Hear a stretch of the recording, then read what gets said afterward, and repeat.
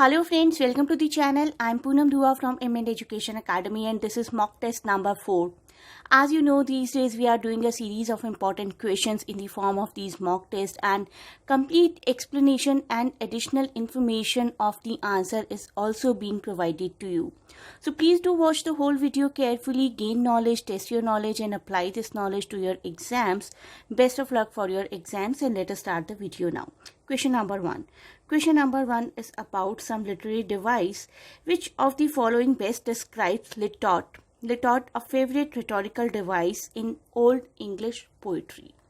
The correct answer is ironic understatement. Okay, retort, derived from Greek word meaning simple, is a figure of speech that employs an understatement by using double negatives. Listen carefully, double negatives, इसका मैं आपको example भी provide करूँगी.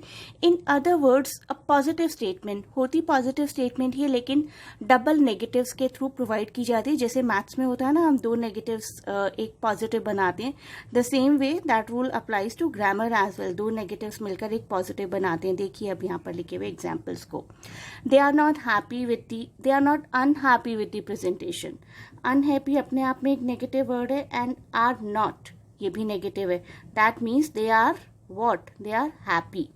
तो हमने दो negatives को मिलाकर एक positive statement बनाई. यहाँ पर your comments on politics are not useless. That means useful.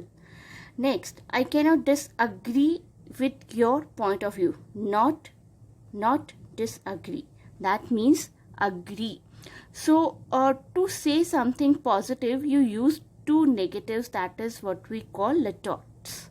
So let us move on to the next question now. I hope ये आपको examples के through बहुत ही अच्छे से समझ में आ चुका है. Okay, next question, question number 32. हम पहले ही 30 questions को previous 3 videos में कर चुके हैं. That is why हम 31 question से शुरुआत करें. Who is the author of Piers Plowman? The correct answer is William Langland. Piers Plowman एक मिडिल इंग्लिश एलिगोरिक narrative poem है by William Langland and it is written in unrhymed alliterative verses. तो William Langland की है. एक बात तो आप ये याद रखिए, नैरेटिव पोएट्री है और अनराइम्ड एलिटरेटिव वर्सेस में लिखी गई है.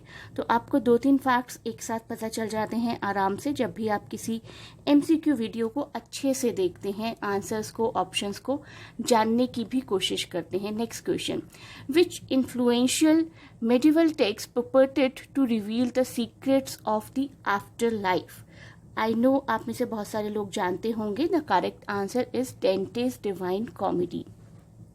डिवाइन कॉमेडी एक लॉन्ग इटालियन नैरेटिव पोम है बाय द राइटर डेंटे एलिगेरी एंड 1308 में कंपोज होनी शुरू हुई थी और 1320 में कंप्लीट हुई थी, just year before the death of the writer. It is widely considered to be the preeminent, most famous work in Italian literature and one of the greatest works of world literature, which shows, which portrays afterlife. Okay, let us move on to the question number 34. Question number 34, what does it say? Life is a tale told by an idiot, full of sound and fury, signifying nothing. These lines are from Shakespeare's which play? Othello, Macbeth, King Lear or Hamlet? The correct answer is Macbeth. Macbeth ने खुद ही कही थी ये lines जब उसको लगा कि life तो कुछ भी नहीं है, life is just useless. Macbeth says this after hearing that his wife is dead, Lady Macbeth is dead, and it is also the moment right before his climatic battle with Macduff, जब Macduff के साथ उसकी climatic battle होती है. And in this moment Macbeth is feeling that life is absurd, meaningless, completely meaningless, and that nothing has any purpose और meaning. Everything he did to become king was soon to be erased by his story coming to an end. तो इतना कुछ उसने किया, एक murder किया अपने एक ऐसे किंग का who used to like him a lot, लेकिन हुआ क्या उसका? कुछ नहीं. So life is completely nothing. This is what the feeling of Macbeth is. Okay, let us move on to the next question. Question number 35. 100 Years of Solitude. ये एक बहुत ही famous novel है. किसका लिखा गया नॉवल है? This famous novel is written by Marquez. Gabriel Garcia Marquez, जो कि एक बहुत ही फेमस राइटर थे साउथ अमेरिका के। 100 Years of Solitude is a landmark 1967 novel by this author that tells the multi-generation story of a family. Family का नाम भी मैं आपको बता देती हूँ, आपको एग्जाम में काम आ जाएगा। The family's surname is Buendia. तो बुएंडिया फैमिली के बारे में ये पूरी स्टोरी है। 1967 में लिखी गई ये बुक है, नॉवल है। ठीक है, तो आपको 2-3 एडिशनल फैक्ट्स पता चल जाते हैं एक ही क्वेश्चन के through, that add something to your knowledge. Let us move to the next question, question number 36. Who is the writer known as Nightingale of India? काफ़ी आसान क्वेश्चन है कई लोगों के लिए, I know that. Sarojini Naidu is the correct answer. Sarojini Naidu जो कि Indian political activist और पोएट भी थी, उनको बोला जाता है नाइटिंगेल ऑफ इंडिया। हिंदी में हम उनको भारत कोकिला या स्वर कोकिला भी कहते हैं। She was called nightingale of India और भारत कोकिला और स्वर कोकिला because her poems were used to be rich in imagery and emotions. और जो उनका स्टाइल था अपनी पोइट्रीज को नरेट करने का, वो बहुत ही मेलोडियस था। Because of her mesmerising style of narrating her poetry and her rich work of poetry, she was called nightingale of India, और इन हिंदी स्वर कोकिला, भारती कोकिला। Let us move to next question, question number 37 now. Okay, Coleridge, Wordsworth, Shelley and Keats, ये सब लोग किस group से बिलोंग करते हैं? ये भी टफ नहीं है कई लोगों के लिए जिन्होंने लिटरेचर को थोड़े से डीपर लेवल पर पढ़ा है। तो all these are called romantic poets.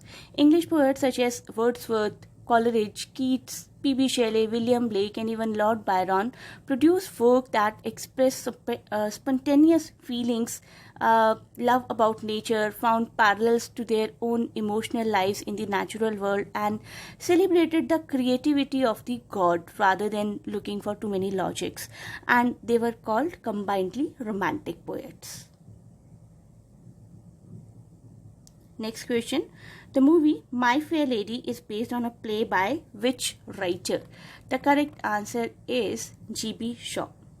Okay, my fair lady एक 1964 की मूवी है, रोमांटिक मूवी भी है, म्यूजिकल मूवी भी है, adapted from G.B. Shows 1913 play Pygmalion. 1913 का वो प्ले है पिग्मेलियन जिसकी हम बात कर रहे हैं। बहुत सारे लोग काफ़ी हद तक एक्वेंटेड होंगे इस प्ले से। Pygmalion is a play by G.B. Shaw named after a Greek mythological figure. तो पिग्मेलियन का भी इंस्पिरेशन एक ग्रीक माइथोलॉजिकल फिगर से ही लिया गया था, and it was presented on stage in public in 1913। Okay, let us move on to the next question, question number 39. Things Fall Apart. Things Fall Apart किसका लिखा हुआ है ये तो काफ़ी लोग जानते होंगे, लेकिन अभी हम बात कर रहे हैं नेशनैलिटी की, अफ्रीकन, अमेरिकन, इंडियन और Canadian. So things fall apart is acclaimed as the finest novel written about life in Nigerian at the end of 19th century और पब्लिश हुआ था 1958 में। It is unquestionably the world's most widely read African novel. So this becomes the answer. Chinua Achebe इसके writer हैं। Chinua Achebe wanted this novel to respond to colonial accounts of Africa. Africa में किस तरीके से colonialism हुआ था और उस कॉलोनियलिज्म का क्या एक मिक्स्ड रिस्पॉन्ड आया था by the people of Africa, that is what is shown in this particular novel. बहुत ही फेमस, बहुत ही ब्यूटीफुल, बहुत ही ट्रू तरीके से डिपिक्ट करता है ये नॉवल कॉलोनियलिज्म को। तो इस नॉवल को ज़रूर पढ़िएगा अगर किसी ने नहीं पढ़ा है तो। 1958 का नॉवल है by the African writer Chinua Achebe. Let us move on to the last question of this video. Alice in the Wonderland is by which writer?